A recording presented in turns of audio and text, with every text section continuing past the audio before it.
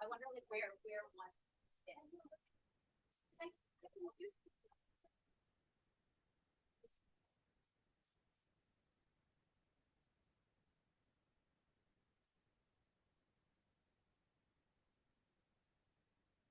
Running the meeting.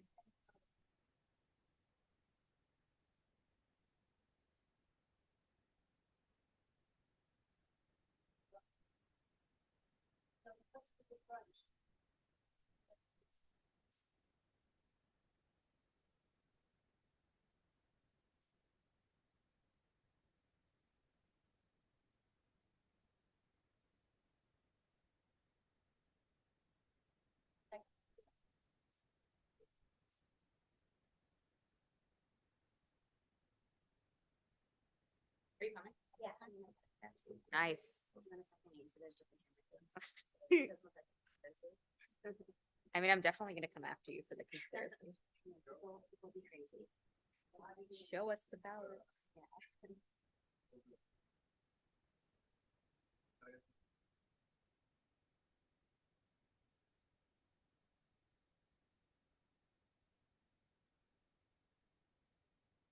All right, here you go. Thank you. Now I'm just gonna pull Sorry, up the we should have slides.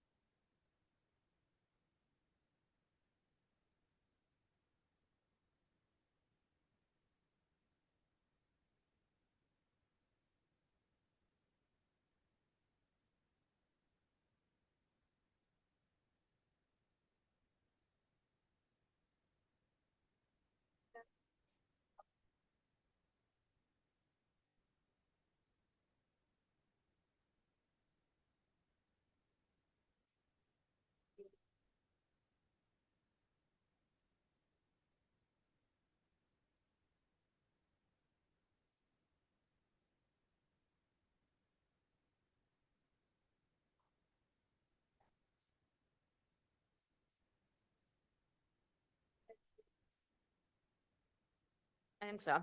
I would just do, yeah, right? Perfect. And then I go into present mode. Yeah. Okay. Good. Cool. Hit the ankle. Yeah, she said there's an on-off switch, so this. Oh God, I'm so glad. Hello? All right. Yeah, so that was great. I didn't really show up. Like she just calls them to like. So. All right. Perfect. So, I'm sure John's talking about next year. Yeah, what changes to the events. It's like, I'm so like hesitant to be out doing anything ever. You know, that this is your job is like taking more of this. Yeah. I mean, just like work timing, but also just like the admin, like Right. getting involved and stuff is like. Are you gonna stay on this week? I think I will. Do that? Okay, good. Yeah. Don't want to lose you for good thing. But I think we should. Mhm. I was just about ready for it, of course. He's so good at that though. Like he'd be a good person. Yeah. He's so good at that. Right. Are you just stepping back completely or are you not allowed to I'm be? not allowed to be like anything. I think. I just read the Constitution and said no more than 2 consecutive words of terms, but it doesn't say like you take a break from that. Has it already been 2 years? And that's insane. You know, time flies, right? Yeah. Yeah. So I'll be playing around, obviously, but I don't think I want to do this. Yeah. It's a lot of work. And being with asking this is It's a good idea. yeah. Steve's here. Hi, Steve. Do you want to feature like everyone there or just the? Oh yeah, have everyone, and then when Dan Goldman comes up, we can Mhm. get him or whatever. Yeah. So his team said they'll be getting that like. Okay. So we'll see. And then we have this 2030 person coming. Yes. What's this? Wait, where's my presentation? Oh no. Oh, here it is.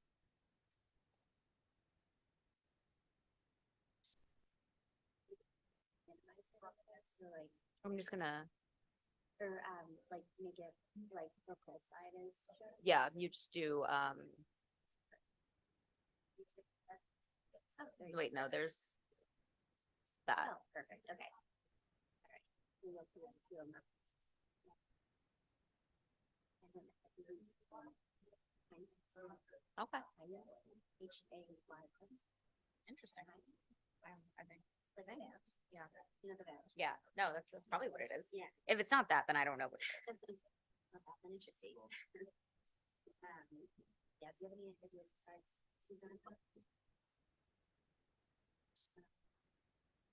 Youth. Yeah. I tried to look more. And is it Sarah can't support? Yeah. It's. He's great with this. I don't know. Oh, yeah. Yeah.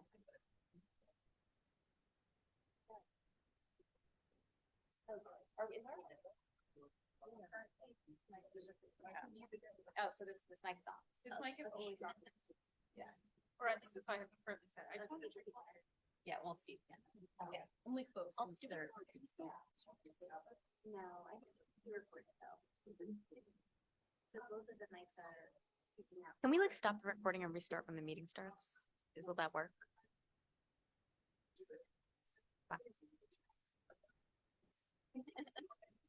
Yeah.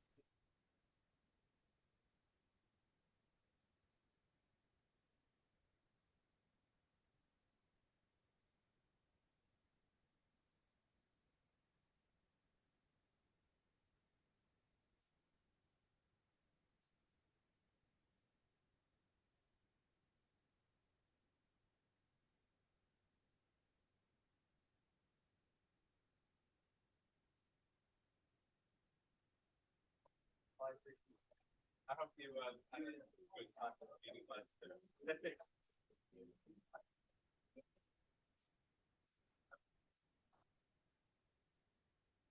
Okay, yeah. For a certain time. Can't use it. Yeah, how long? Is it here?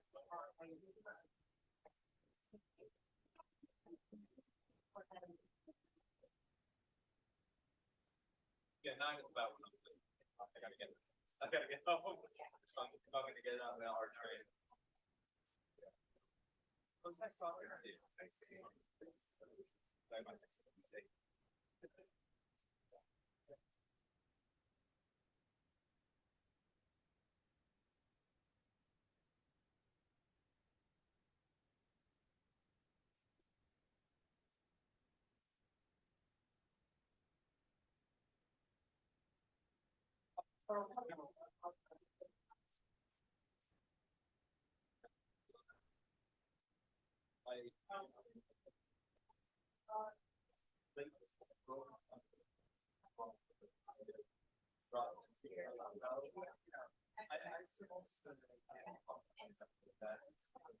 You're like sitting while talking stuff. It'll probably be better. I'm sure it's safe for you guys. This is.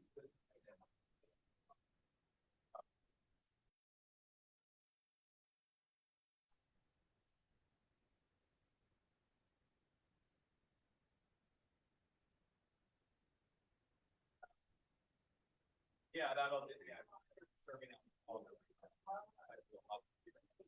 Yeah.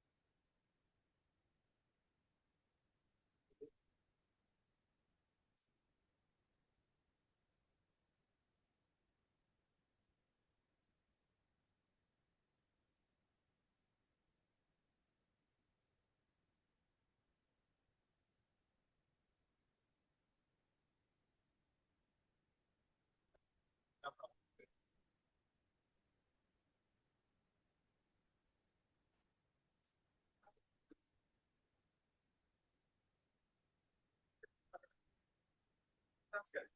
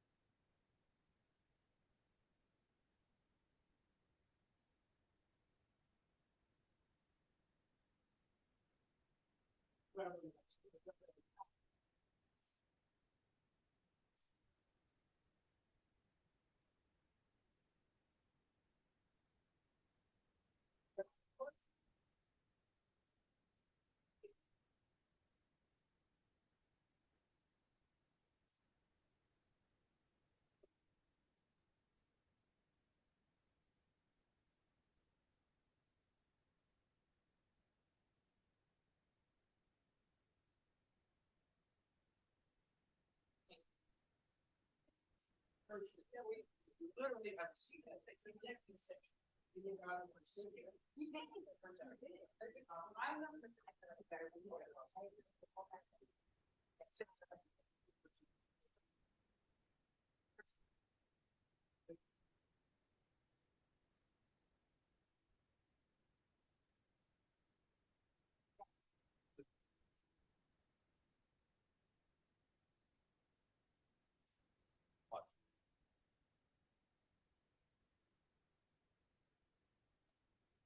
More people come.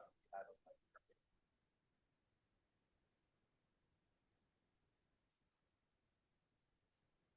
Yes.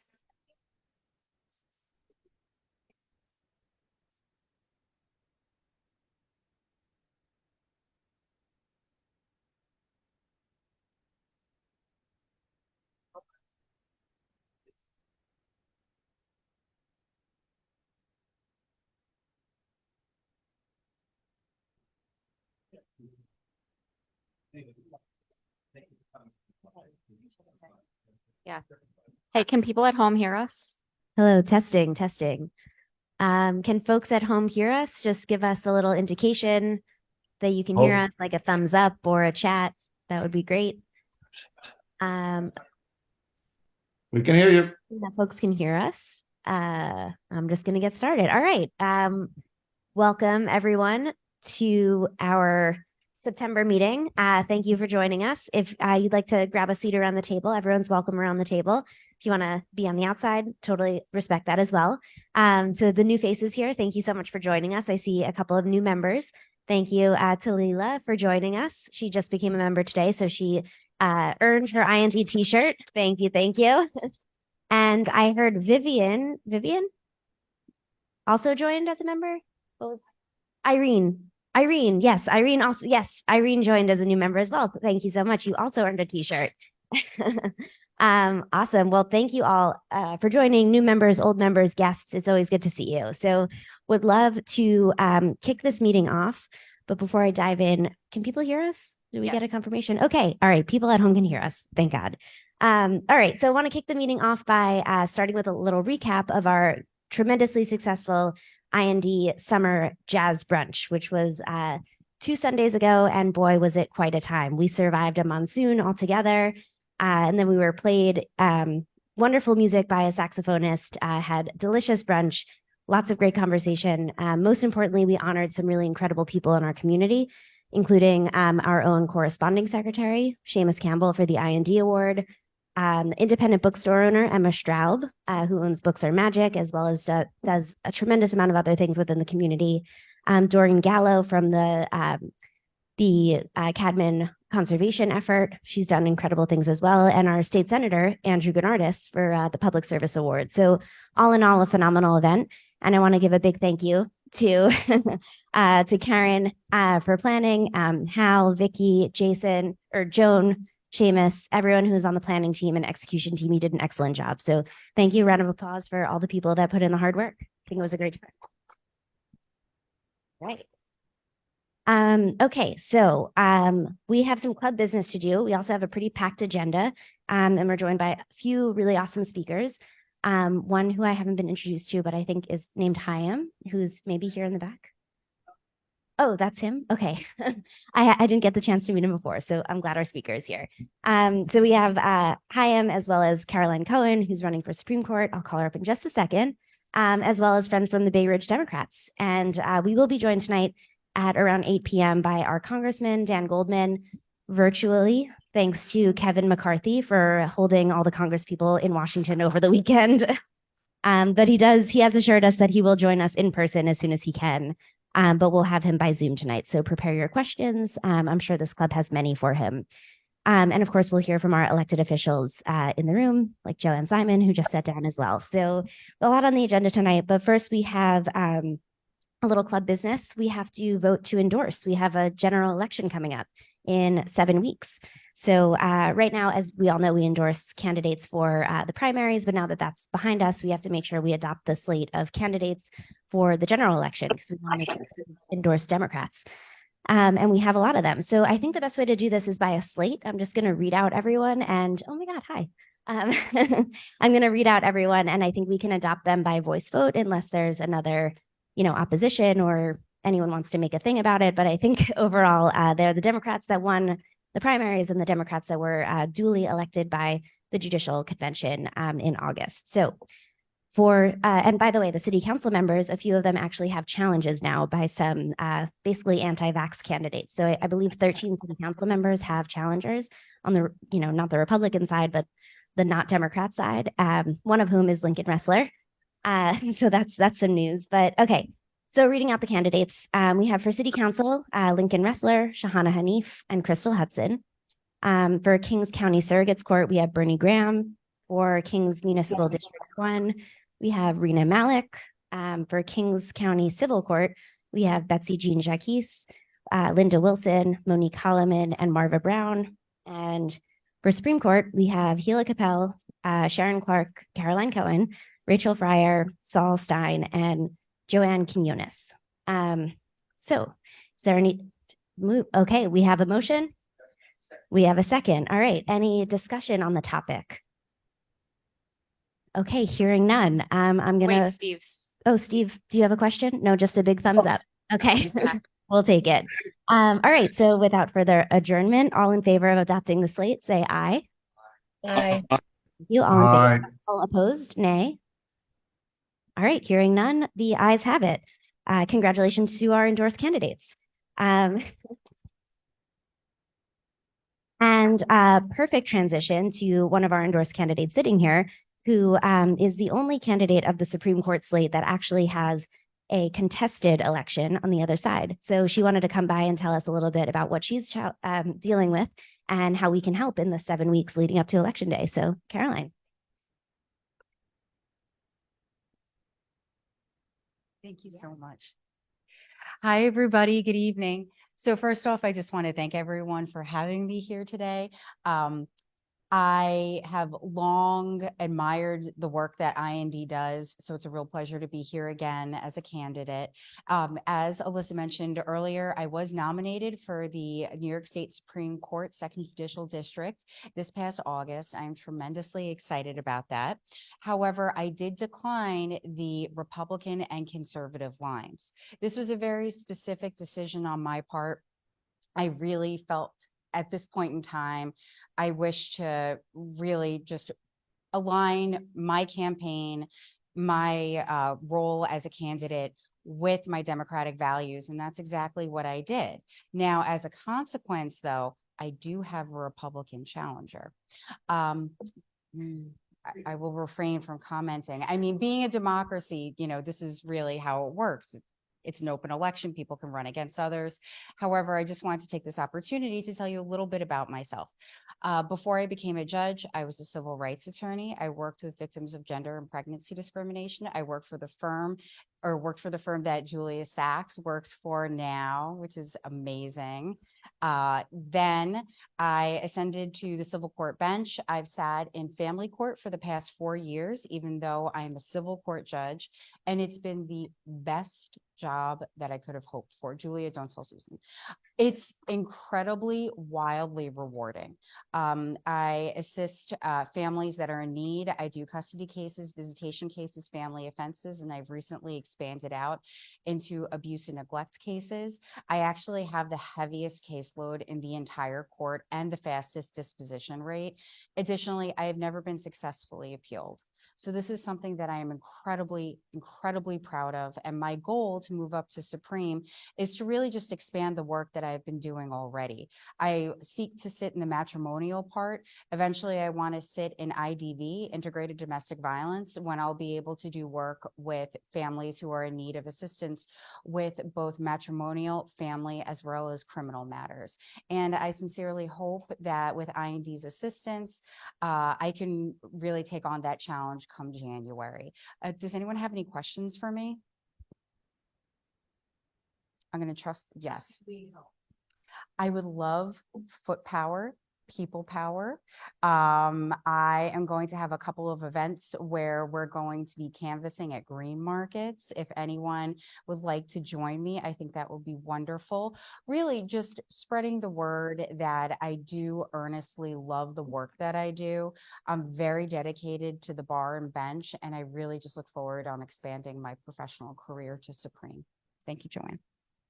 All right, thanks everybody. Oh, wait, we've got a question. Thank you.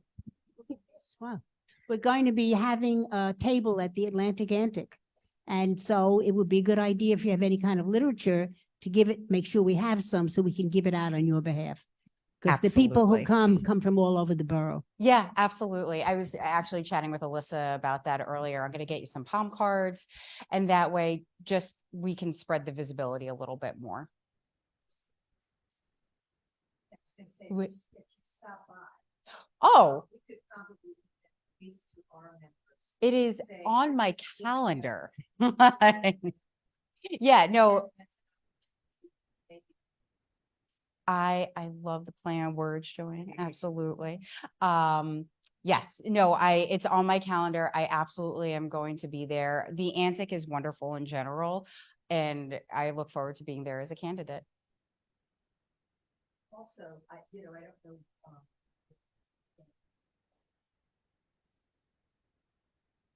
know, there's a certain area that has like 7, right? 44 is a little less, but probably it's picking up now, changing redistricting, kind of thing in terms of the weird, and they're unlikely to be. Yeah, so I completely agree with that approach. My campaign manager, Steve Cohen, and I, we've discussed focusing our efforts on more voter-rich areas. And this is a borough-wide race. So yeah, I mean, I do plan on partnering with Justin Brannon. He recently endorsed me. And Amber Adler, just getting my literature out with them, because even regardless of what the outcome is with their races, there will be more of a turnout because I feel like people are really pushing the point of getting voters out. So I'm hopeful and cautiously optimistic that, my messaging will get to the voters in those districts as well. Are there any district leaders that are endorsing you that could stand on?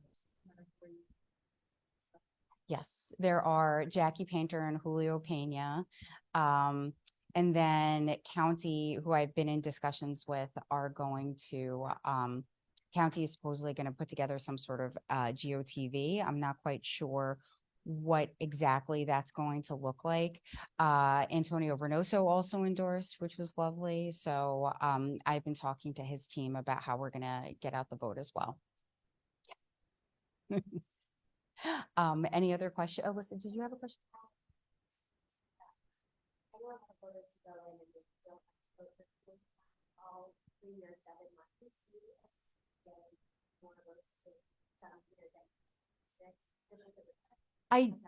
I do, and that absolutely is something that I considered. Just in terms of the numbers, I feel cautiously optimistic that the election will turn out the way that I hope. However, I feel like pushing that hope and belief along is that people are going to bullet vote.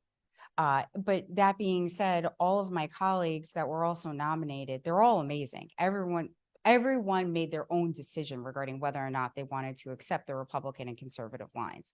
It's just something that I couldn't do. Yeah. Any other questions, or would anyone else like to comment? Bill Clinton your campaign. You know him. All right. Thank you so much, everybody. I appreciate it. Thank you. Oh, wait, it looks like Larry, did you have a question? Oh, Larry, did you have a question? You You're have to on unmute yourself. You're on mute still, Larry. Yes. Can you hear me? Yes. Yeah, we can hear you. Okay. You're to be commended for rejecting the endorsement of a quasi-fascist Republican Party and a conservative minority party. I mean, that is something that's quite remarkable. And you should be commended for that, for standing by your democratic values.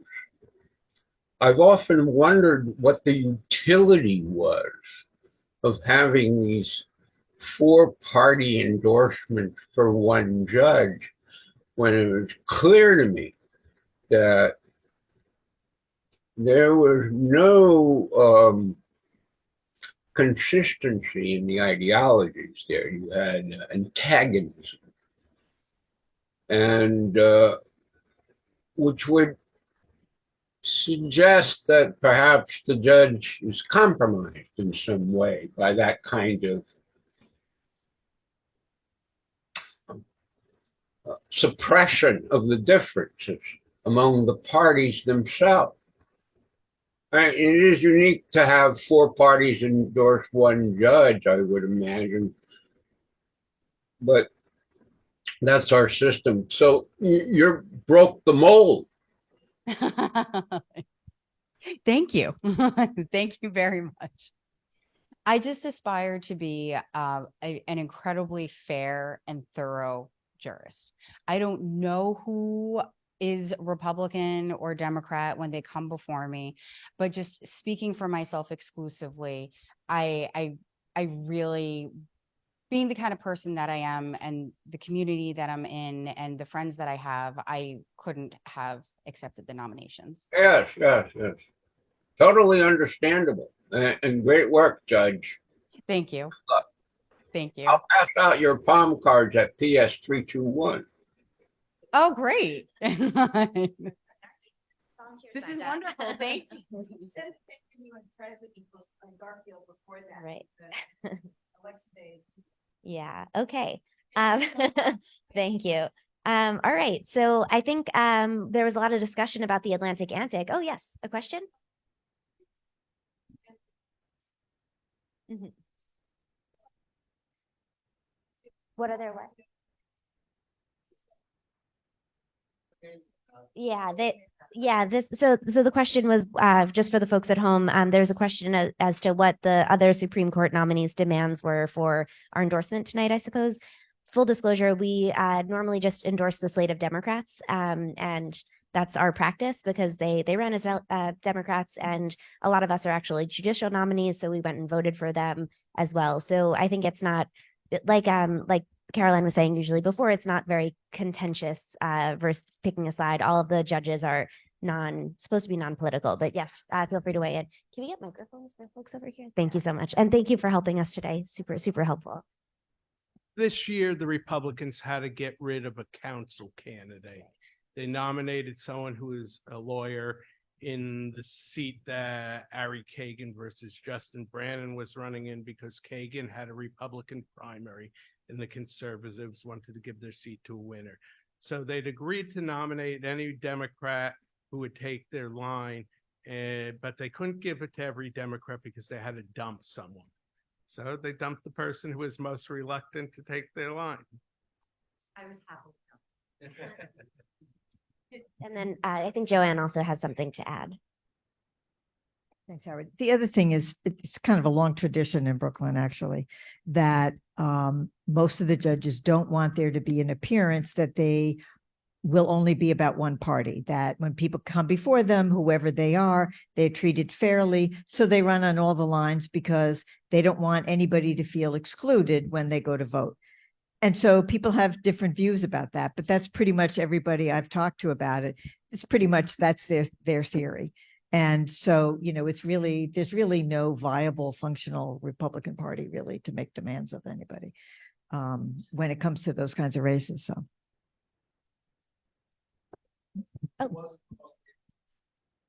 Oh yes, our We're sorry.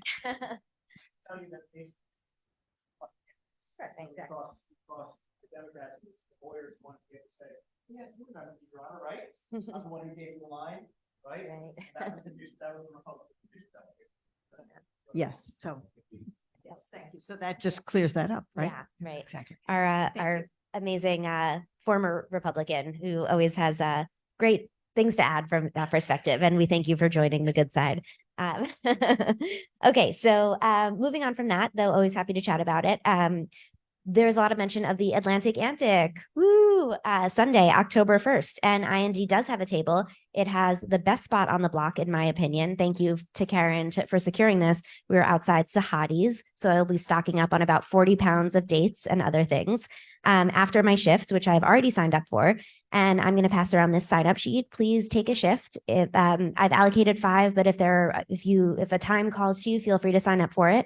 And folks on Zoom, if you'd like to just type into the chat, the times, they're from 12 to 2, 2 to 4, and 4 to 6 p.m. Let's make sure to get everyone slotted in. We've reached out to all of our representatives, including council members, assembly member, our state senators, and our candidates to get us literature on the table. So I'm going to pass this around, starting with the first gentleman of IND, who better sign up for a spot. And along with Caroline, we also have other of our endorsed candidates on attendance, including Linda Wilson joining on Zoom. Thank you so much for joining, Linda. We loved putting our power behind you in this last in the primary. It was very exciting. And the Honorable Lisa Lewis as well. Thank you for joining. So we have the Atlantic Antic sheet going around. Other announcements before I hand the mic over to our friends from the south of the Bay Ridge Dems. On September 30th, we have our Day of Action for Justin Brannan, which we're really excited to partner with the Bay Ridge Dems about. And this is breaking news. We just confirmed, hopefully confirmed, barring any unforeseen circumstances, that those of us on county committee, we will be convening the Assembly District County Committee on October 11th. So that's breaking news. Joanne, that's breaking news for you too. Not sure what day of the week it is. Somebody can shout it out if they know, but Wednesday, thank you. On Wednesday, October 11th, we will be convening the Assembly District Committee for those of us on county committee, and those of us interested in the county committee process, feel free to join as well. So more information to follow on that. We have announcements that will have to go out by mail and email and all of the things, but I wanted to make that special announcement right now. Okay, so I think it's probably going to be at that big church that I forgot the name of, Unitarian.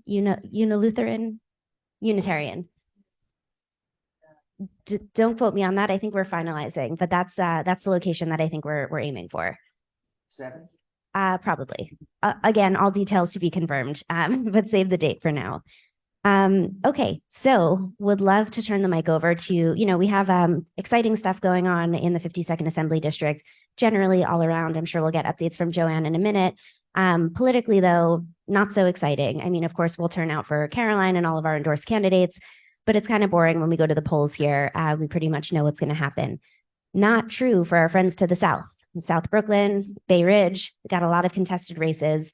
Our friend of the club, Justin Brannan, is in a very, very competitive, messy, some might say, a little divisive, a little heated. So we invited our friends from the Bay Ridge Dems to tell us what they're experiencing on the ground, how they're preparing for the campaign, and most importantly, how we can help. So I'd love to introduce Danny, who's an executive member of the Bay Ridge Dems. Come on up.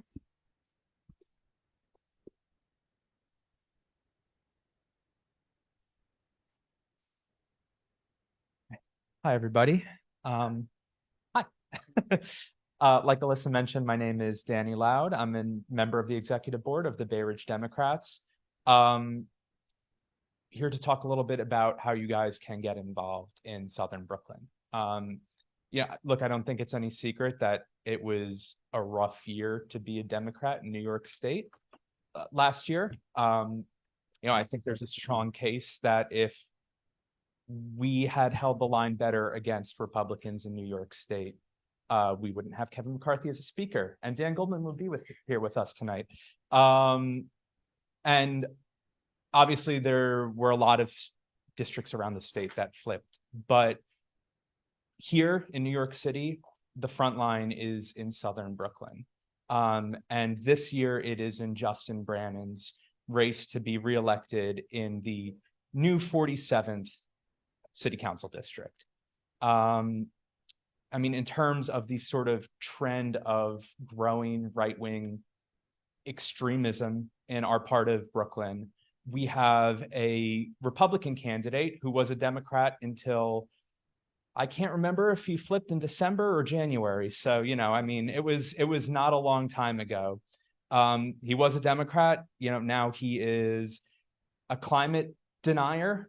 I don't think anybody's asked him who won the 2020 election. I don't think we'd like his answer at this point.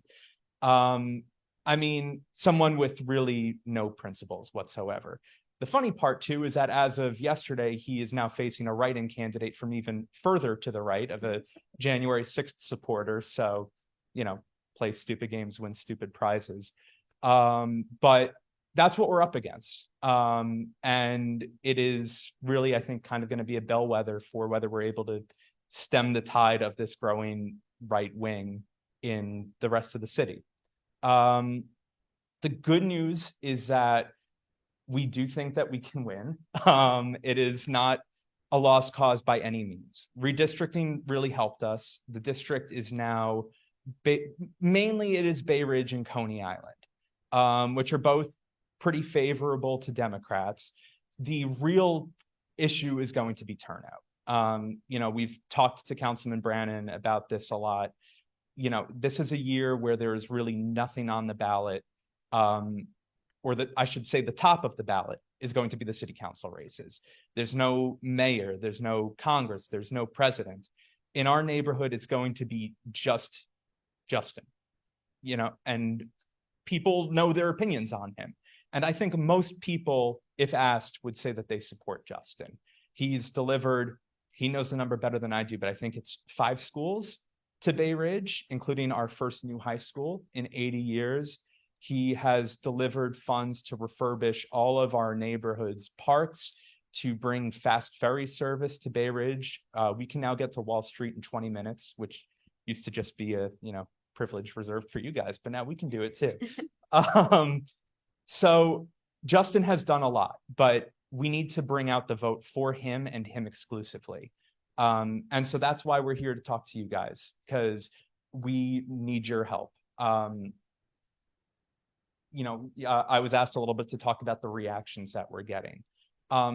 We are really trying to focus on bringing out Democratic voters.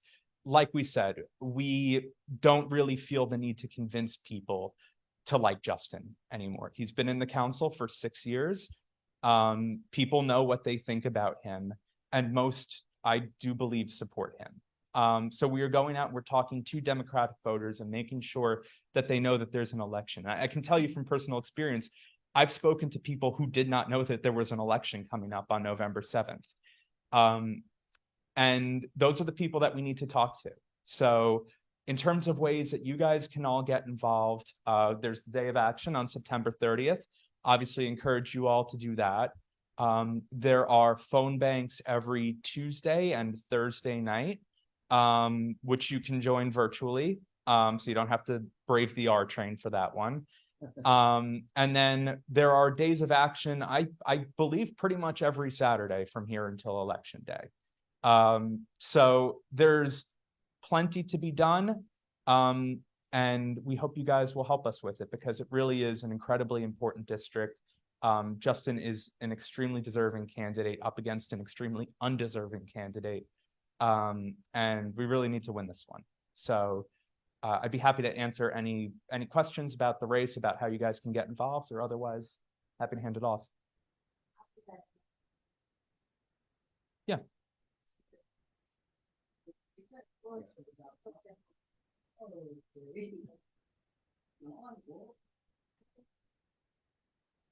If you want, I can just, yeah. My question is like, okay, we do campaigning. Here. I think I talk loud enough, actually. Okay. No, this thing is, okay, my question is, we do campaigning, we do canvassing, we knock on people's doors and things like that. The first question you're gonna get hit with, what is the major issue and what have we done? What do we answer with? As in, what is the major issue for Just? I really think it's what I hit on before, what he has delivered for the neighborhood. You know, I think anybody who talks to Justin will sort of on, we'll learn pretty quickly that his philosophy is that it shouldn't be about party politics, right? It's about what you can deliver for your neighborhood. I mean, Justin grew up in Bay Ridge. His mom was my pre-K teacher. So he's really like he is a neighborhood guy. And that is what we want to emphasize, that in the years he's been in the city council, he is bringing results. Like I mentioned, the incredible number of schools So he's can I built. make a suggestion? Yeah, sure. If you can give us maybe a one-pager that we can give out with the literature, so therefore, right there, bullet point, Justin did blah, blah, blah, blah, that's it. Yeah. And remember, you do it in like under a minute, because most people's comprehension is 38 seconds. Yeah. So what I'm saying is if we had like a one-pager, very simple, Mhm. this is what he did, blah, da, da, da, da, da, that's it. Yeah. They certainly have that. I mean, I'm not speaking for the campaign here tonight, but I would say that hitting on schools, on the fast ferry, the investment in the neighborhood. I can add to that. I mean, my day job is in city government, and there are 2 council members I hear from every single day, and that's our own Lincoln Wrestler and Justin Brannon. Like he's on me about stop signs and street markings, and like him personally. So he's really just delivering really tangible things for that community, and he's just like the bread and butter stuff that the constituents really care about over there. Yeah. And he's also the city council finance chair. So I mean, he's in a really great position to deliver for the whole city. But when you're talking to voters in the 47th, to deliver for us. The one thing I should add is that since the district, no, he has no interest in it. I mean, he's not in the majority. He was the chair of the Resilience Committee. And a day after he switched parties, or maybe to give him credit, 2 days after he switched parties, he voted against a resiliency measure for Coney Island. You know, the environmental justice area, his voters, he voted against it. I mean, that's who we're up against. And, compared to someone who's spent 6 years now delivering. The one thing I will mention now that I said Coney Island, I'm going to assume that if you guys, work with the Bay Ridge Democrats, you're mostly going to be in Bay Ridge. But there is also an aspect of convincing Coney Island voters, because for them, it is going to be the first time that they're voting for Justin. So if you ever find your way out there, it's a slightly different ask, but I won't speak for the Coney Island people tonight. Does this work? Okay. I was curious about voter registration efforts. Have you guys been doing a lot of that down there since it's been, a year since last election? Yeah, it's one of the things that is on our priority list. I will say probably more for 2024.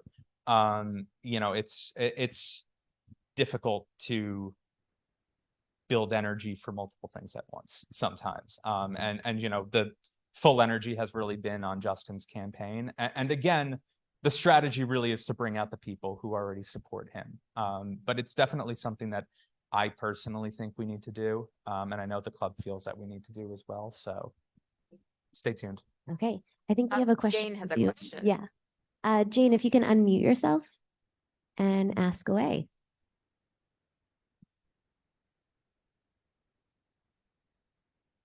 Jane, Okay. we can't hear you. Good. We got you. Go ahead, Jane. Thank you. I was wondering if you knew Justin's position on the health insurance for retired union workers in New York City. I'm going to be honest, I actually don't know his position on that. I am sorry. I guess I should have come a little bit better prepared. But I mean, I would say reach out to the campaign. I know that they have the literature on all of this. And they're pretty responsive. So I would just encourage you to reach out to them. It's a very important matter. There are thousands of us who are at risk of losing our health insurance, Medicare, and being pushed onto Medicare Advantage, which is not necessarily what we want to do. So it would be great if he could support the unions in our maintaining Medicare, which has been part of our job. Why we accepted the lower salaries, for example, because we were assured Medicare for life. So Yeah. that would be great if you could support that. Thank you. No, of course. I know Bay Ridge has a large retiree population, a large union population, and Justin's really supported unions and been supported by unions in the past. But unfortunately, I don't have the answer for that one. Okay. Thank you. Of course. All right. Any other? Oh, Art, I see your hand back there. Let me run the mic over. Yeah, of course. Do you have a telephone number for Justin's campaign that she could call? I have you know what? Let me ask about that real quickly and I'll get that for you by the end of the meeting. Thank you. No problem. Thanks. Or Seamus, I see you're on the Zoom. If you're able to just Google it and drop it in the chat for Jane, that would be very helpful. Not to put you to work while you're not here, but. I think Joanne had a. Oh, and Joanne comment has as it. well. Thank you. Oh, great. Oh, you can answer. That was so quick. So here it is from the laborpress.org. The ruling was enough to bring at least. Wait, your I'm mic. not here. Not hearing. Hold on. I think that one just died. Maybe here's this one. Hello, is that better? That sounds better. Okay, so Justin Brannan, chair of the City Council's Finance Committee, put out a statement saying that he agreed with the judge that revoking benefits from retirees to save the city money is wrong. August 14th. There you go. Okay. Thank you. Thank you very much, Joanne. Thank I you. can still call the campaign, but at least you Yeah. have that one answered. I had a feeling, but I didn't want to lie. But I will still get you guys the campaign number, both to get involved, hopefully, but also if you have any questions before you do, I'll make sure you guys get that. Awesome. All right. Any other questions in the room? And again, we'll be able to hang out with Danny and his whole team from the Bay Ridge Dems on September 30th, Saturday, the day before the Atlantic Antic. What a packed weekend for IND. How exciting. But please join me in thanking Danny for coming out here. I really appreciate it. Of course. Thank you guys so much. Okay. Got so many mics. Okay. Awesome. So, good evening, Monique Holloman. Thank you for joining us. I see you there. In case you haven't heard yet, we officially endorsed you and all of your colleagues for the general election. So congratulations. And if anyone else signed on, happy to have you. Thanks so much for coming out tonight. Okay, so the next speaker, I haven't had the chance to formally introduce myself, but I'm Alyssa, President. Thank you for joining us. So Chaim and his group NYC 2030 are doing some really interesting things in terms of climate and buildings and how we can make a better New York City altogether, specifically here in the downtown Brooklyn 52nd Assembly District area. So excited to call him up and just wanted to give a special thanks to former President Larry Galata for introducing us to our speaker tonight. So Chaim, come on up. Oh, and we have your Very nice to meet you. we have your slides all here. Do you want to stand here and Danielle can click for you? Wonderful. Yeah, that Okay, sounds great. perfect. Can you hear me? Oh, wait, Great. let me figure Hello? out the screen share. Okay, fantastic. Nice to meet all of you. I haven't had the pleasure, most of you, although some of you I've met. I am a lifelong New Yorker, born in Far Rockaway. Grew up in various parts of Manhattan, went to City College. My parents are both from Brooklyn, and now I'm living in the South Slope. We had to sell our loft in NoHo to send the kid to college. So, it's not an unusual story. But he's out. Speak up. Okay. I certainly, into the mic. Okay. Wonderful. Thank you very much. So a quick introduction. I'm an architect. I've been working in sustainability and green buildings and renewable energy for a very long time.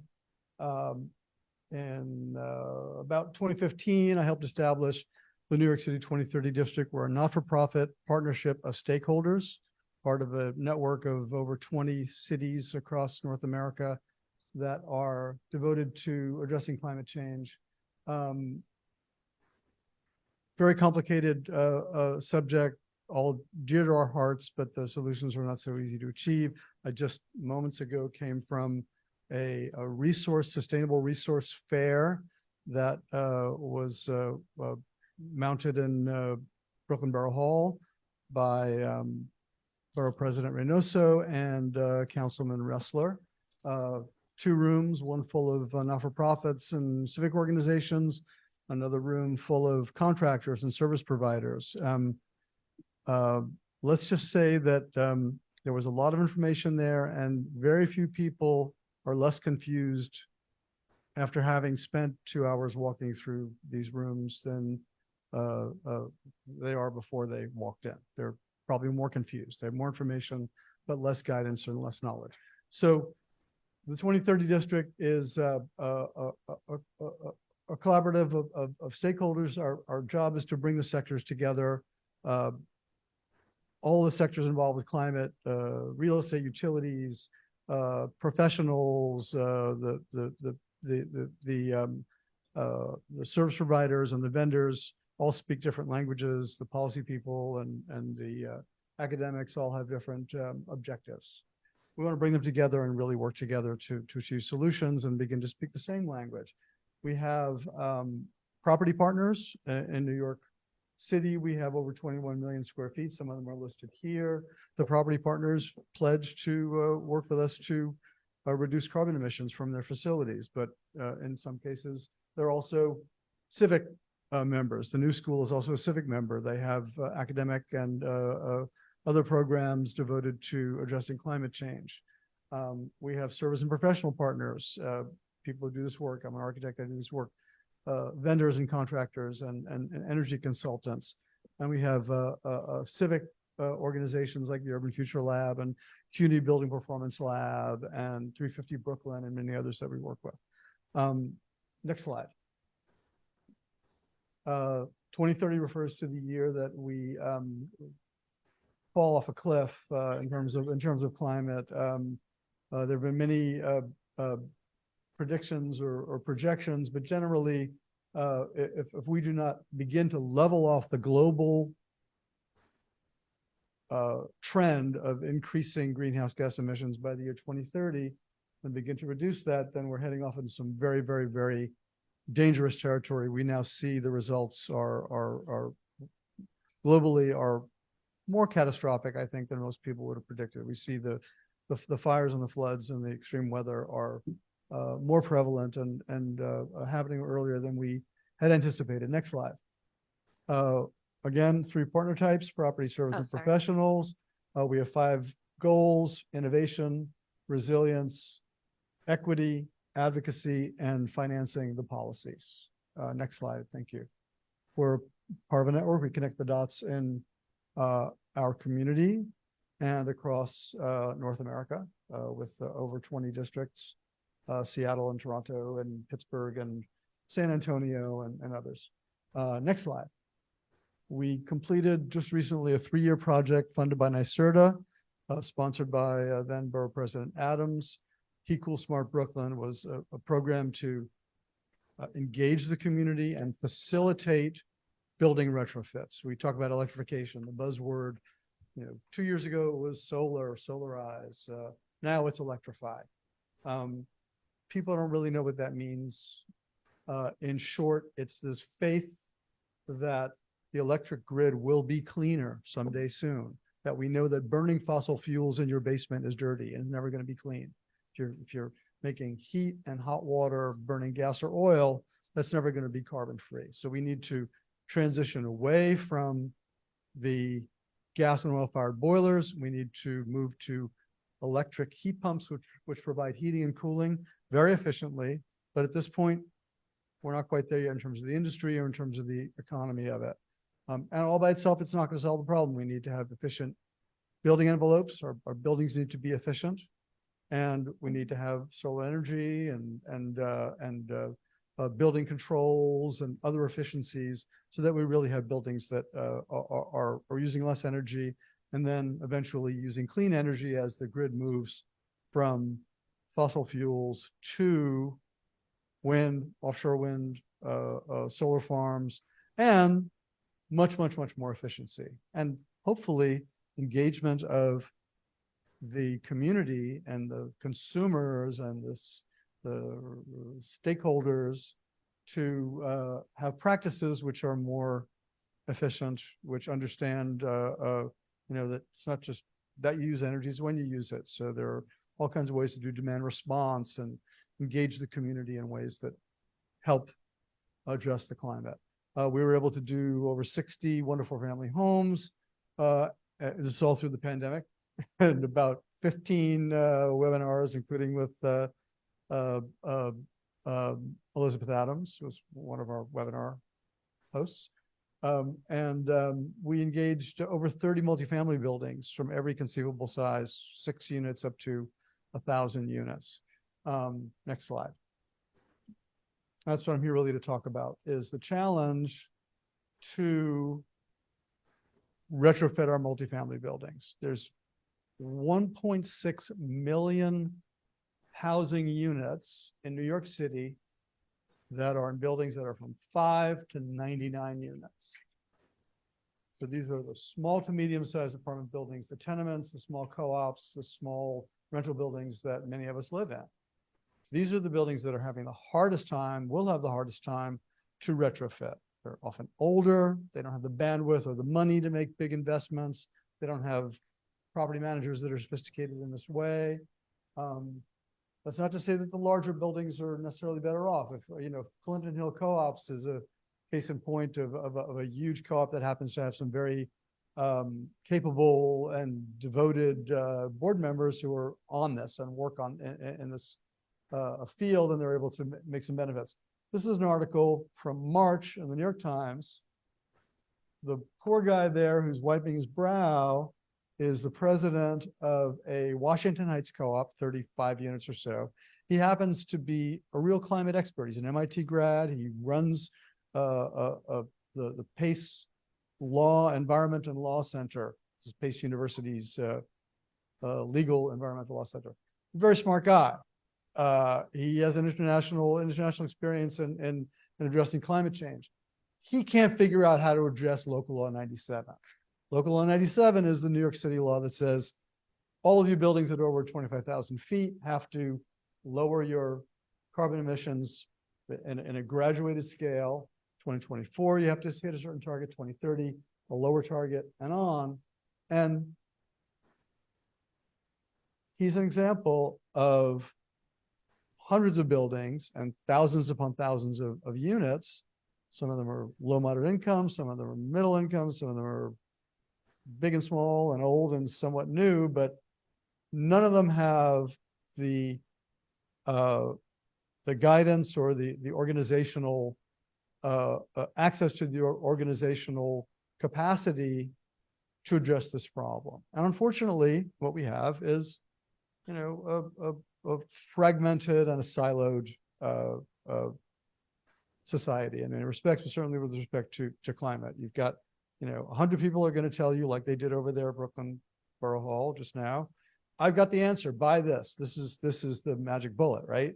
And within the government agencies, within NYSERDA, within the city's various programs, within the federal programs, they're all siloed to death.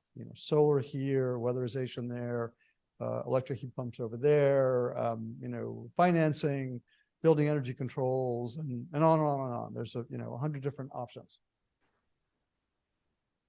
We're talking about spending billions and millions of dollars. Biden's commitment is already grinding its way through the marketplace. The IRA's tax incentives for green retrofits are already in place, and then a lot of the program money is coming down through the states. So what we have is an opportunity to effectively spend this money and effectively make this transformation to greener buildings, to healthier buildings, to save money, to create enormous workforce opportunities. And these are equitable workforce opportunities. Some of these jobs are going to go to engineers, but a lot of them are going to go to people who do caulking and air sealing and installation and install solar and install heat pumps. We have a proposal that I've shared with Assemblymember Simon, that I've shared with a number of other members of the Assembly. We're working our way around the key legislators. It's called the Whole Building Initiative. I think I shared it with you.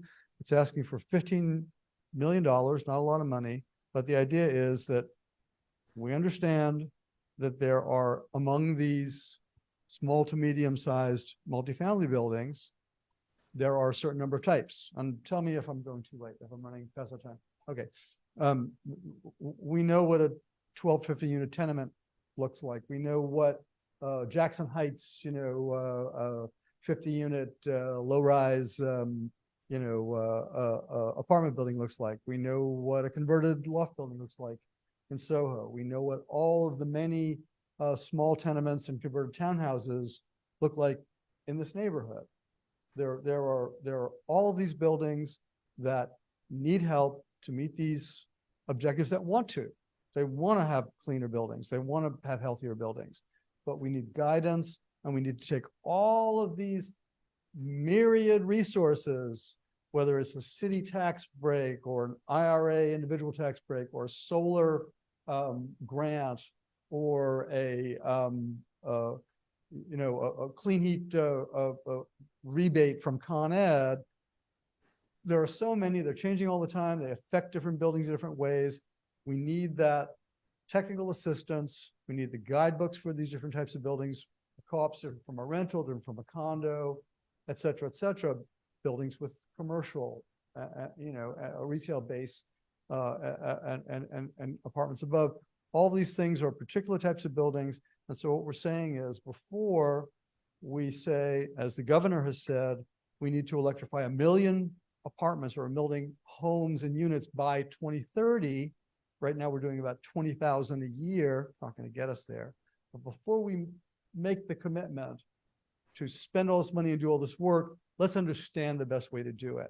Let's engage with all the stakeholders, with the stakeholders, the tenants, the property managers, the property owners, all the people in the business, and demonstrate that we can take a little bit of money, $15 million bucks what we're asking for, to do 2,500 units of many different types, model different types of buildings, show how it's done, show what works, show what doesn't work, and then also bring the trades together. Right now, if you go out to somebody to convert your building to heat pumps, you go to an HVAC contractor and you hear what he has to say or she has to say. And then you might ask, well, what happens if I insulate my roof? Or what happens if I change my windows? Or what happens if I have building controls that make my building much more efficient? What if I have solar? How do these things work together? So we need these trades to begin to work together. We need them to be people who offer one service to expand their services or partner with others, so that people get a whole suite of solutions, a whole collection of solutions to achieve much more efficient buildings, to save money, and to grow this industry so that it gains the kind of momentum and the kind of scale that it needs in order to achieve the kind of targets that the state, through the CLCPA, the Climate Leadership Community Protection Act, New York City through its Climate Mobilization Act, have put forth. We have the knowledge, we just need to apply it and then share the information out. So we have a lot of the capability within our circle, but there are many other experts, many other community groups, many other both private and public sector players who want to make this change. We just want to move the sample projects forward quickly to show the successes, to show the guidebook of how it can be done, and also to see where we need to improve. And we think this is very important because it's an important preliminary step to what could be a windfall of funding that might not really have the best avenues or the best conduits to be spent and to be applied. We think that needs to be done in an organized way. And unfortunately, right now, it hasn't been. So that's what we're asking you for.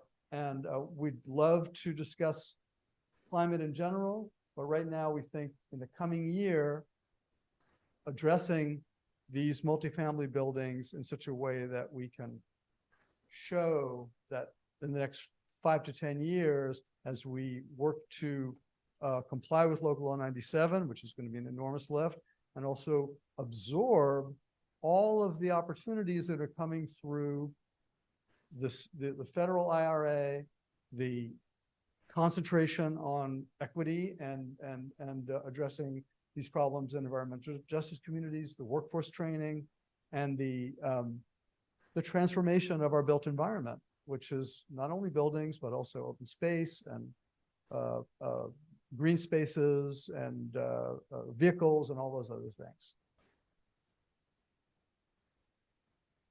Thank you. That was very interesting. Happy to move to a Q&A. Sure.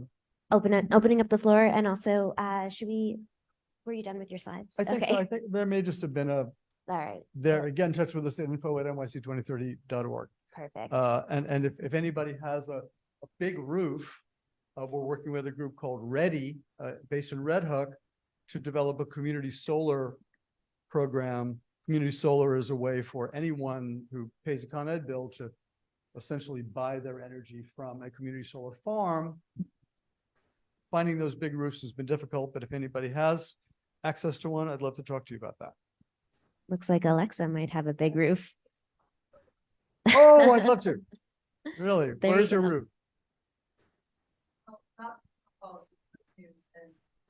Sixth floor owners barely have access to it, but I'm begging my building to buy the roof right back. Oh, really? Okay.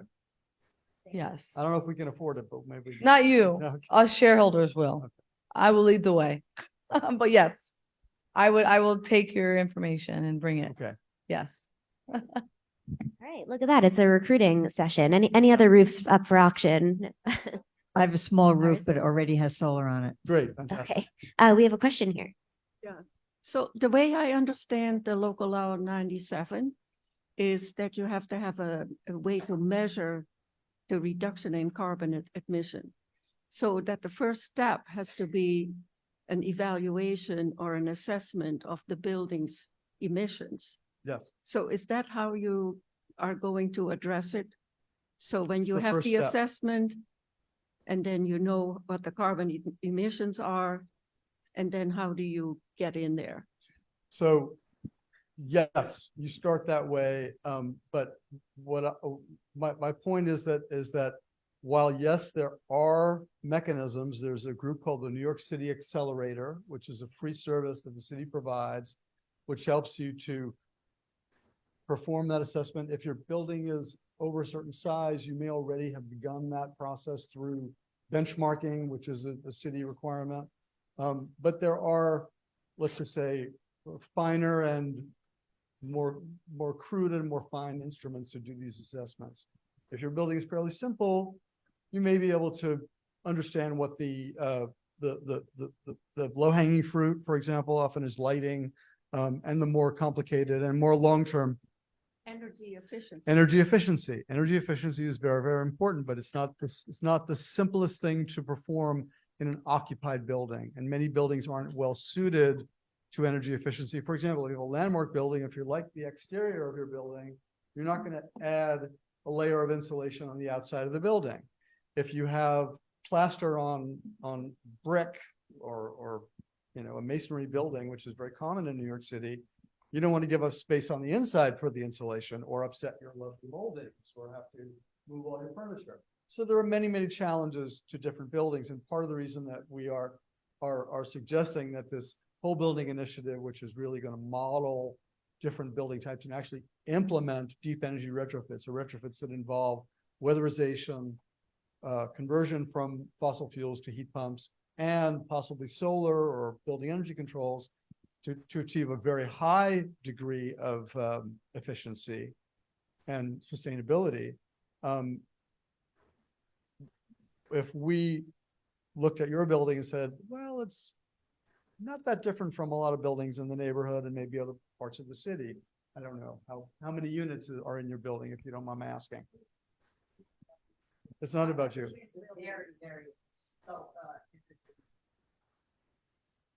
Oh, wonderful. Okay. And the smaller properties, as I indicated, the 1 to 4 families are a lot easier to work with because they're fewer decision makers and generally a lot more simple processes. Is part of the reason that the multifamily buildings are complicated is that you have a lot of decision makers. You have what's called the split incentives. If you have a landlord and a bunch of tenants, the landlord's interests aren't necessarily aligned with the tenant's interests. Who's paying the electric bill? Who's paying the heating bill? Who's going to make the investments to insulate the roof or, switch out the heating system?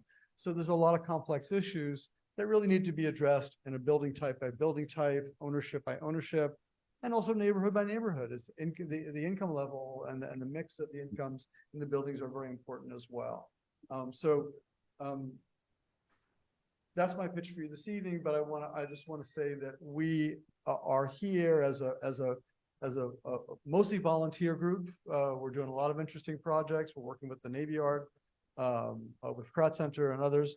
But we'd love to work with you to help improve the climate. Is there a bill or like a legislative effort that you're aiming to pass? I know you mentioned sending the whole building initiative to Joanne and others, but is there a specific like piece of legislation in either the state or the city for next year? I think that what we have a draft at this point is a budget request, but it's a budget request with a program outline, and we think that with the right support that we can get a budget line that will probably go to NYSERDA to be administered. There's a new program called the Regional Clean Energy Hubs, which NYSERDA has instituted over the last year, are now ready to be stood up. There are, I think, 12 around the state, 3 in the city, and their intent is to be a one-stop shop for stakeholders to come and learn about the various programs.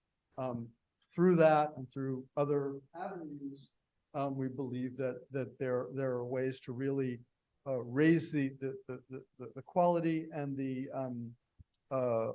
pace of these retrofits. And once we do, we believe it's going to really make an impact. That's great. I encourage you to definitely come back when there's a legislative effort. We do, letters of support, even though it sounds like you're probably already supportive. Right. State, obviously the city, yes, different process, yes. Great. Because they're, the governor's working on. Joanne, grab the mic. Working on the executive budget for next year now, right? Yeah. So, whatever we can do to connect the dots on that, now would be a time to start doing that. Absolutely. I've been in touch with your office. I've heard from your I believe, chief of staff, and so we'll try to set something up soon. Great. Okay. Great. Thank you, All Chaim. right. I think Suzanne is on also. So, And our congressman is with us. yes. All right. Well, thank you, Chaim. Really appreciate you spending some time with us tonight. We learned a lot. Great. Awesome. All right. Thank you. Okay. Yes, and I see we're now joined by our congressman and Tevin. Welcome both. Before I hand the mic over to you, just want to shout out that our municipal district candidate, Rena, is on the Zoom. So hello, Rena, as well as Marva Brown. In case you both haven't heard, we endorsed you for the general election. So congratulations. Without further ado, happy to welcome our Congressman, Dan Goldman, to IND. I believe it's your first time meeting with us, so welcome. Wish you could be here in person, but we know it's Kevin McCarthy's fault that you're not here today.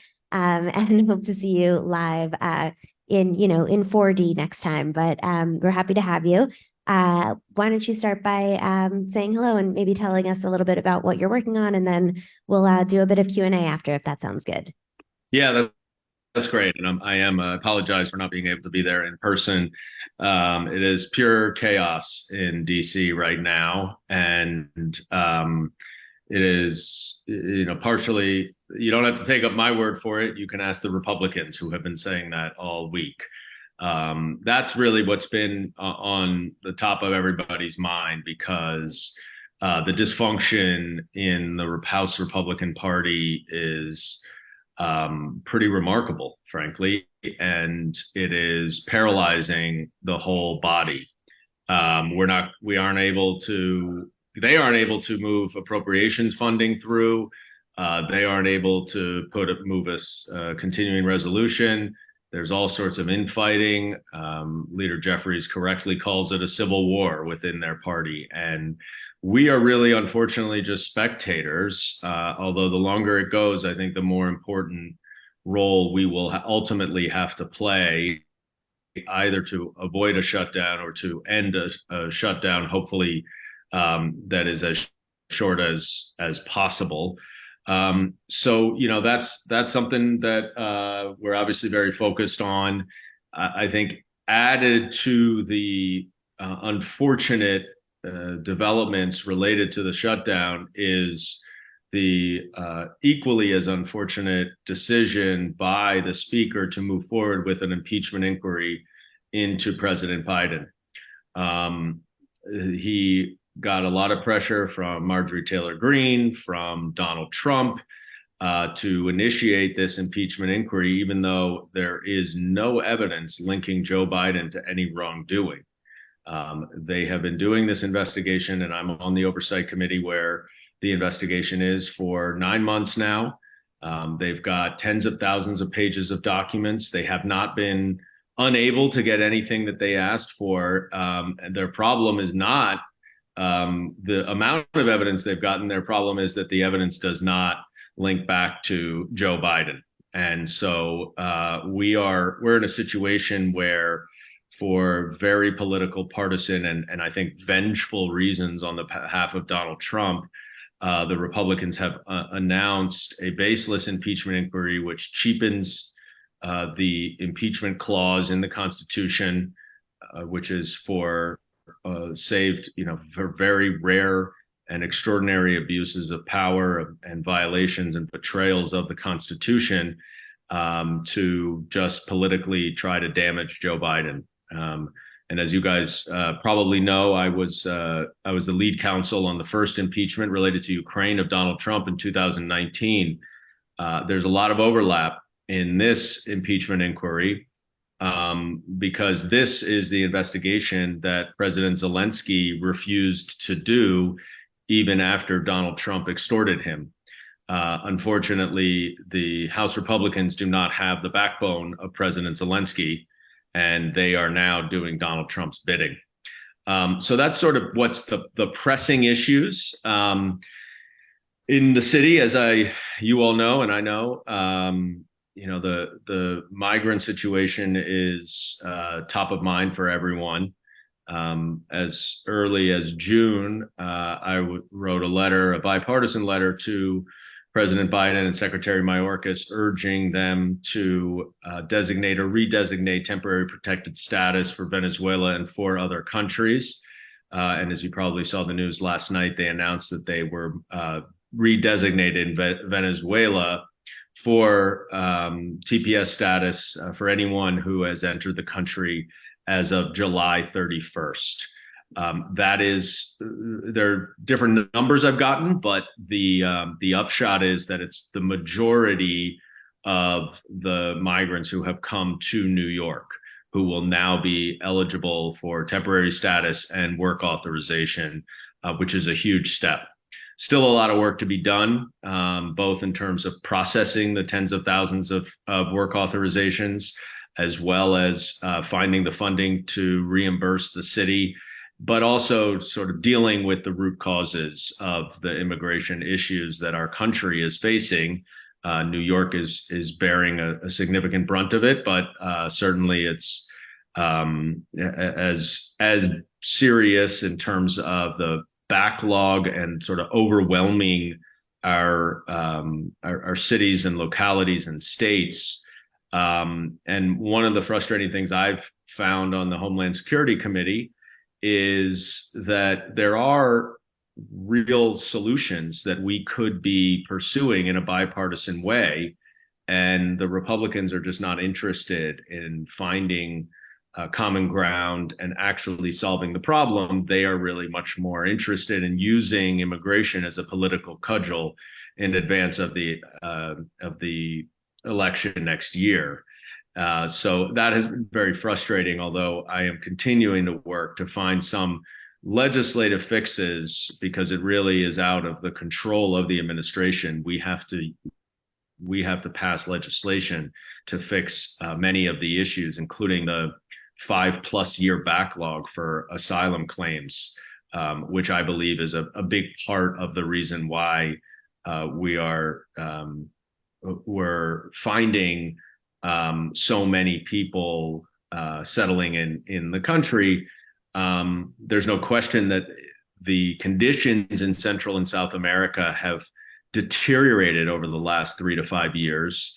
And there are a number of countries that have descended into authoritarian governments or completely collapsed governments, or criminal gangs have taken over, coups, political persecution. There's a lot of there are real issues in that area. And I was very pleased that the White House announced earlier this week that it would be investing a lot of money trying to revamp the World Bank and the IMF to invest in a lot of the Latin American, South American countries, because that is something that we need to do, is stabilize that region so people don't fear for their lives and are willing to risk treacherous conditions in coming here. So those are several things that are sort of top of mind, but I'm really happy to be here with all of you and would love to answer any questions. All right, thank you. Well, never a dull moment for your job, I'm sure. All right, happy to open the floor to questions. Feel free to pop in on the chat or raise your hand, and we'll pass the mic around here in the room. But Steve, I see your hand shot up right away. So why don't you unmute yourself, Steve Bronstein? There you go. Take it away. I apologize for not being there. I'm just getting over strep. Can you hear me? Yep, we can hear you. Okay, Congressman, within your portfolio and what you do, where do you prioritize constituent services and constituent contact? At the very top of the list. One of the first decisions that I made during right after the election was, you get a certain top line number for a budget for your entire office that pays for rent, supplies, salaries, travel, everything. And most members of Congress put about 60% of their staff in DC. I inverted that. I put the majority of my staff in the district because it was incredibly important for me to make sure that we are not only addressing the constituent concerns and cases that come to us, but that we are also doing a tremendous amount of outreach to engage people who don't traditionally think about finding resources in their government.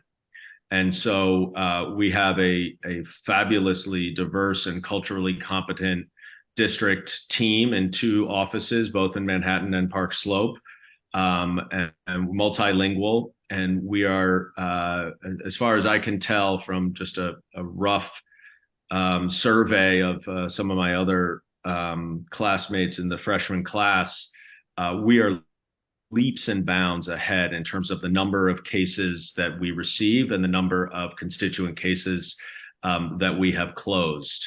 And we're doing a number of other things. We have a weekly newsletter that we send out. We've done a number of sort of meet your congressman in all sorts of different neighborhoods around the district.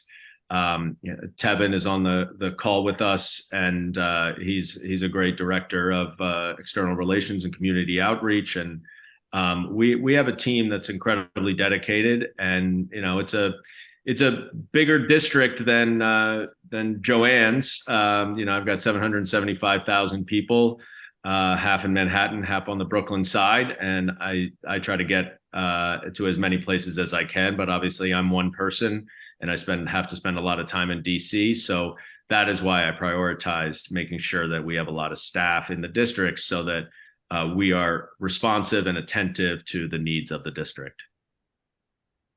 Thank you. Great. Thank you. And yes, we know and love Tevin. And thanks for zooming in tonight. We have a question in the back, so I'm going to get my steps in as I walk back here. All right, Mr. Art Levy, here you go.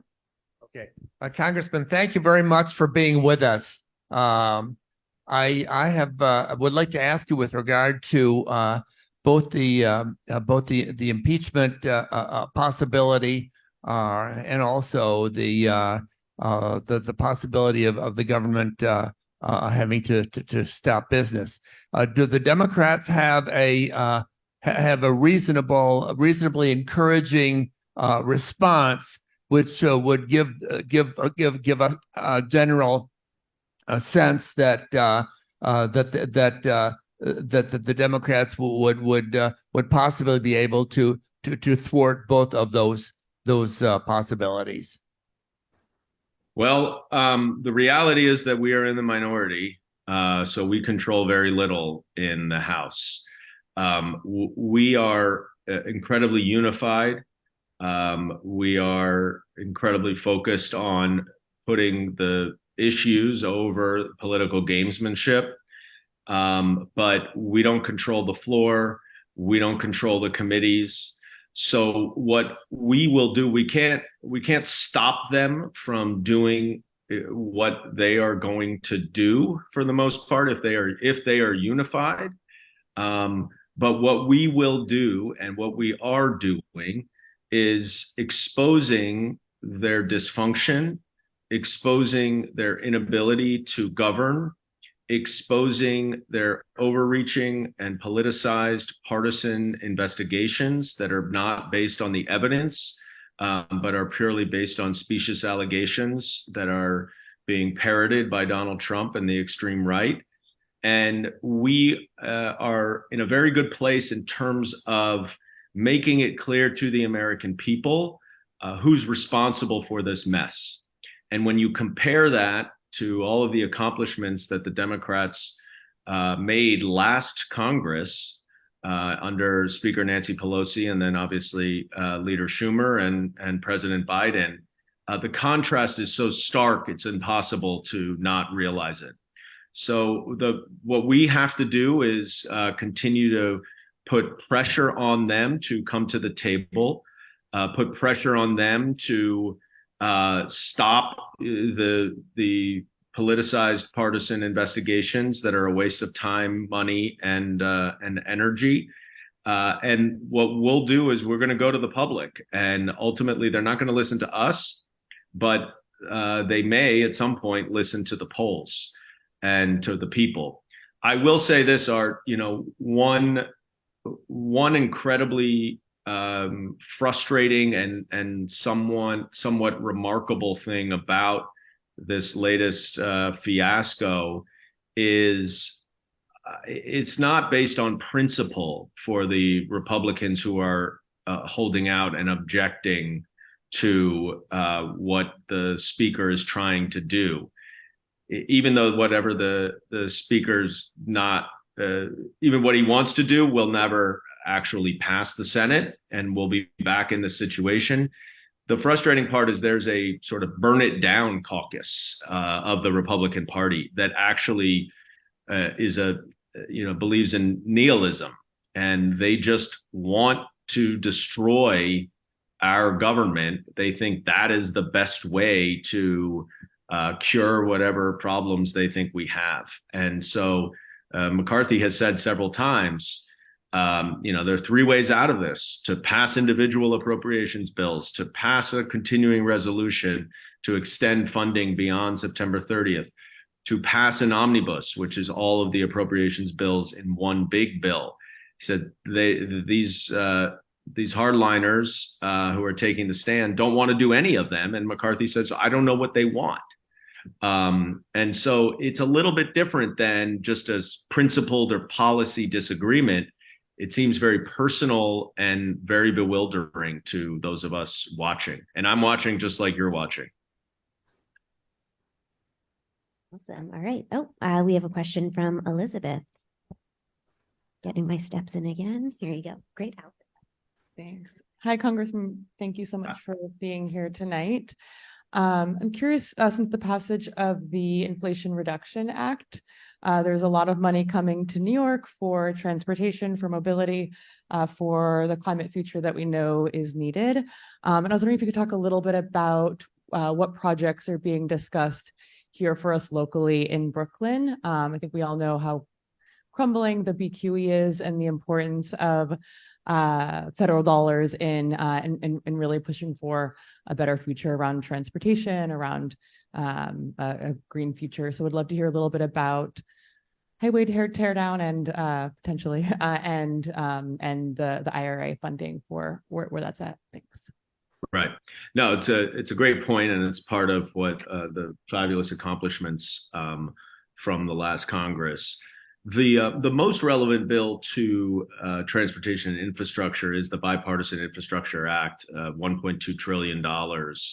The city just recently applied for a significant grant that those of us on the BQE corridor, Congressman Velasquez, Congressman Jeffries, and I all wrote a letter in support of, because of this once in a generation opportunity to get funding.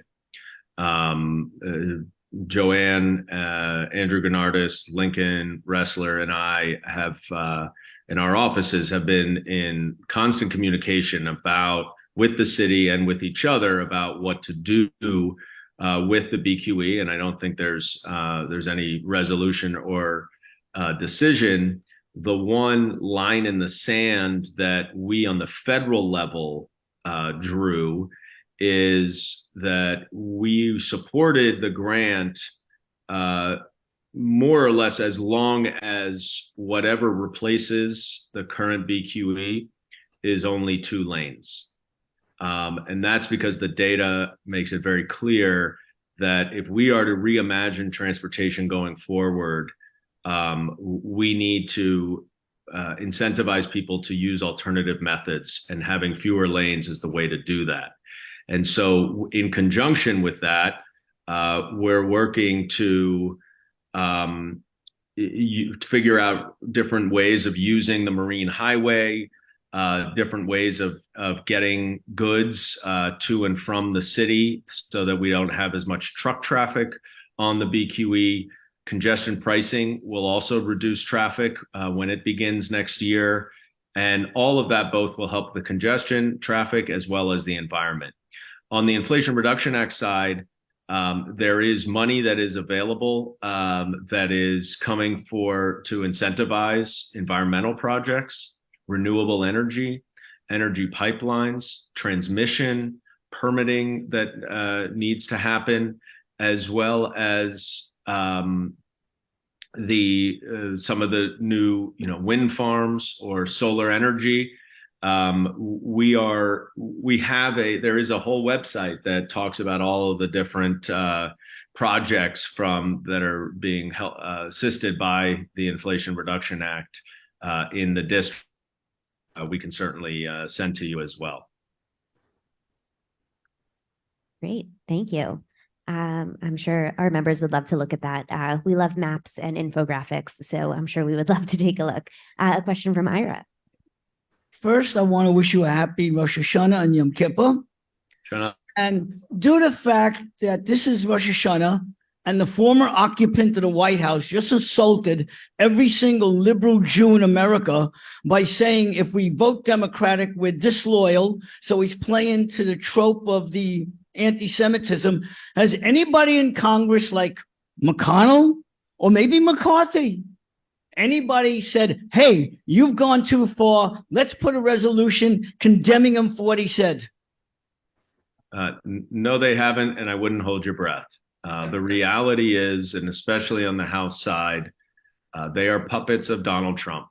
He has a grip on the party that is both a combination of his cult-like following as well as his vengeful and bullying behavior. And the Republicans are just simply scared of getting crosswise with him and having to endure his attacks and the potential to be primaried by someone that Trump supports. And, I think if anyone has not read the excerpt from Mitt Romney's forthcoming book in The Atlantic that I believe came out last week, that is a must read, because what he talks about is not only all the people who felt the way that Mitt Romney felt, but refused to speak out, but also all of the people who actually fear for their physical safety if they take on Donald Trump.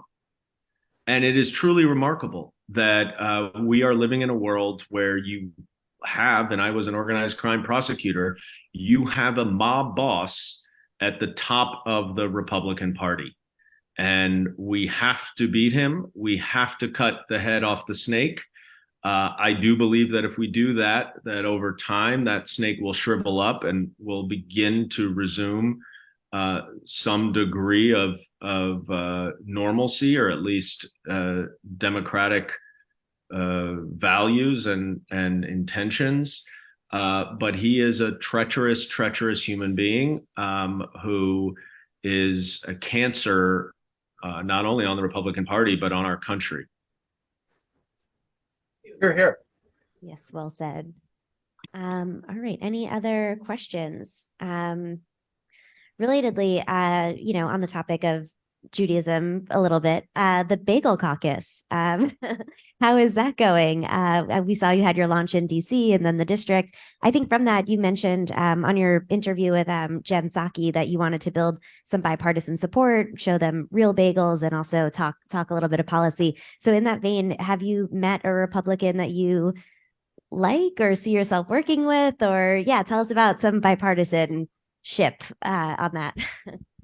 Yeah, it's really interesting. I mean, part of the reason why, I wanted to do it was sort of New York pride, and having the best bagels in the world and wanting to share that with other people. But it was also to provide what are unfortunately far too rare opportunities to get together with Republicans outside of the House floor or a committee room. And so we have had a number of Republicans who have come by, and which has been nice, and it is good to start to get to know them, on a more personal level. Building those personal relationships really can lead to bipartisan work. The interesting thing is, in what most members of Congress are able to do is recognize that we don't agree on a lot of things, but when there are things that we agree on, we should work on them in a bipartisan way.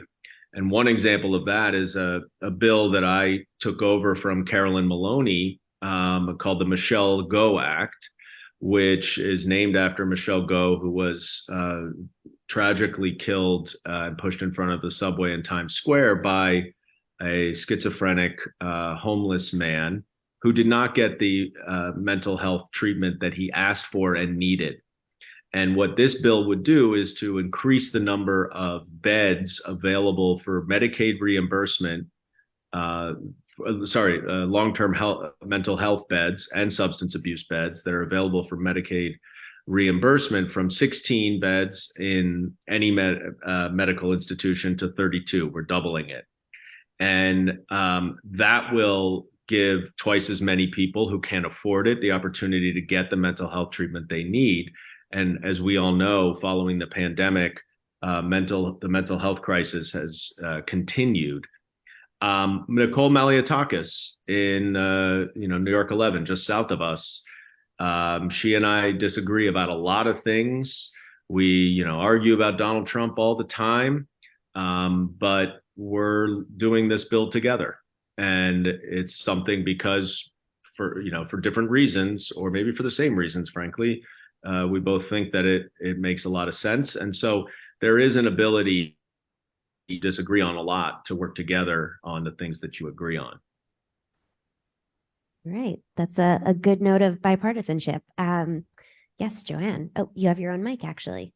Look at that. Hi, Saved me Dan. some How are steps. you? It's Joanne. Hi, Joanne. So I have two questions. One is whether you have any secret information on the tolling in the congestion pricing scheme. We've talked to the TRMB, and I talked to Jan Oliver today, and I know there's a issue with New Jersey. So I'm just curious whether you've heard anything about that. And maybe you have, maybe you can't say. No. I mean, I haven't. I don't have any inside information. I, New Jersey filed a lawsuit. I think it's pretty meritless. I don't really know what Jono wants to do with that, whether he just wants to figure out some resolution. There is the possibility, I think, of putting some of the money towards, there's some, maybe it's the PATH station on the New Jersey side, which is MTA owned. And so I think if there's a possibility of finding a solution potentially where the MTA would agree to put some of the congestion pricing money into renovating or refurbishing that. I don't know if that will satisfy the New Jersey members, but we're going full speed ahead and certainly taking input from everyone about concerns that all of our constituents have about it, and trying to figure out not only if there's a way of potentially fine-tuning the tolling, but also figuring out other mitigating measures. And certainly one thing that we are going to be pushing for is additional bus routes. The transit deserts are a big concern, and especially if there's now going to be tolling, we want to increase the number of parking spots that are available for various different communities. One example is in Chinatown, about a quarter of the parking spots end up being taken by placard official vehicles. So that's something else that we're looking at. So there's a variety of different ways, but unfortunately I don't have any inside intel for you. Yeah, downtown Brooklyn's got a few placard people too, as you may know. Yeah, The other thing is the Postal Service. Like just recently, a couple of people in my block have complained about anything they mail not getting to where it's supposed to be in anything remotely resembling a timely fashion, and them not getting things that they should have gotten quite a while ago. In most cases, they're getting it, but like it's 4 or 5 weeks, and it should have been, like around the corner. So, the Postal Service in Brooklyn has been dismal, particularly this area, for a long time. And I'm curious whether there's any move afoot to, improve the Postal Service, or whether you've heard other complaints and have had conversations locally with the postmasters or whatever. Yeah, we're very focused on this. In addition to delayed mail, there's been a serious rise in mail theft. I am supporting a bill, bipartisan bill, that would reinstitute and increase the postal police as separate from the Postal Inspection Service. But it is an issue that we continue to discuss with the postmaster in Brooklyn, but also with the Postal Service generally. We've written letters, and we're in pretty regular communication because this is a huge problem. As you know, this has been a problem under the current Postmaster General for quite some time. It is somewhat bewildering to me that he remains there, but we're certainly aware of these issues and in regular communication. But please, if you do have specific examples, ask Susanna or someone to send them our way, and we can follow up. Okay, thanks. I appreciate it. All righty. Any other questions from either in the room or online or virtually? Oh, yes. Hi, I'm coming your way. Here you go. Thank you. Just taking advantage of asking your opinion on a couple of long shots here. The 14th Amendment, is there any chance that our former dictator will be stricken from the ballot in any significant state? I think it's highly unlikely. Not because it's not applicable, but because it would have to be litigated, and it would have to go all the way up to the Supreme Court, and there just isn't really enough time for that. I have been a proponent of, well, let me take a step back. I believe Colorado has sued to keep him off the ballot. I actually had suggested and think the better course is for a state to just remove him from the ballot based on the 14th Amendment and then make him litigate, because the default could then be it's more likely that it would be expedited if he was the one who needed to hurry, rather than if he is the one who wants to delay, which is his specialty. But I don't think anybody is going to do that, and there is no real settled law on the proper procedure and what would be required for due process. And anything that is going to happen would, of course, be appealed multiple times. And I think more than anything, less on the merits and more just on timing, it's unlikely. And then one more quick long shot question. The squad on our side of the fence, so to speak, is less nihilist, I believe, than the Freedom Caucus on the opposite side. What's the chance that some centrist Republicans, or moderate Republicans, if such a thing exists, would say, "Hey, we're independents and we're caucusing with the Democrats, and Kevin, you can take your clown show elsewhere"? Well, I think this shutdown is going to be a real test of that. I think the first step would be for some of the so-called moderates on the Republican side to join forces with Democrats to avoid a government shutdown. If they do that, it is going to send the entire Republican Party into complete disarray. They will move to, if McCarthy allows it or facilitates it in any way, they will move to remove him as speaker. He may still be able to stay if some of the moderate Democrats support him, because everything will grind to a halt, and the alternative could be worse. I certainly won't be supporting him, but I think there may be some moderate Democrats. But then if he remains, the hard right is just going to grind Congress to a complete halt. And at that point, these moderates will have a choice to make, and they'll have to figure out how they're going to move forward. But I don't think there's any party switching that's going to happen anytime soon. But I do think that if it is going to happen, that process would begin next week.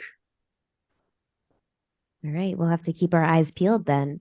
Well, I think that's all the And time. by the way, just one more thing, Alyssa.